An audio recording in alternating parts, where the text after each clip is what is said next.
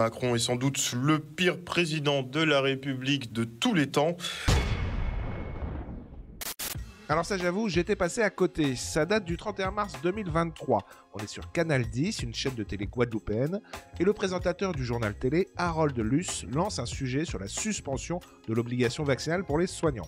Un sujet qui intéresse énormément les territoires d'outre-mer, puisqu'on sait que c'est là que la résistance à la vaccination obligatoire pour les soignants a été la plus forte. Et à la fin du sujet, de retour sur le plateau, Harold Luce va se lancer dans une diatribe contre Emmanuel Macron absolument fracassante. Écoutez ça. Et notez qu'avec tout ce qui s'est passé, effectivement, Emmanuel Macron est sans doute le pire président de la République de tous les temps. La période Covid reste gravée dans les esprits et c'est sans compter les scandales à venir dans quelques années.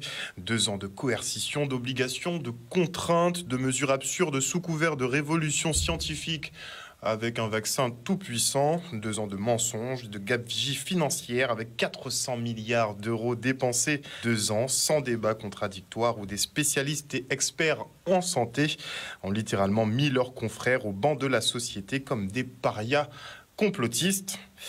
Tout ça, ça doit se payer à un moment donné. Excusez-moi une seconde. Oh putain, c'est bon! Y a pas à dire, ça envoie du lourd et on aimerait bien entendre ça plus souvent dans les journaux de TV en métropole. Bon, j'exagère un peu car après le voyage en Chine de Macron, les éditorialistes se sont quand même pas mal lâchés, à l'instar du politologue Guillaume Bigot qui juge très sévèrement les prises de position d'Emmanuel Macron face à Xi Jinping. On l'écoute. Défendre seul, comme l'a fait Emmanuel Macron, une Europe européenne, alors que la Commission de Bruxelles suit aveuglément Washington, parce que M. Macron a été plus européen que Mme von der Leyen, expose évidemment la France au ridicule. Depuis Charles VI, probablement jamais un chef d'État français n'avait à ce point tourné le dos aux intérêts de son pays. D'accord. Jamais un président français n'avait été à ce point guidé par une idéologie aussi risible.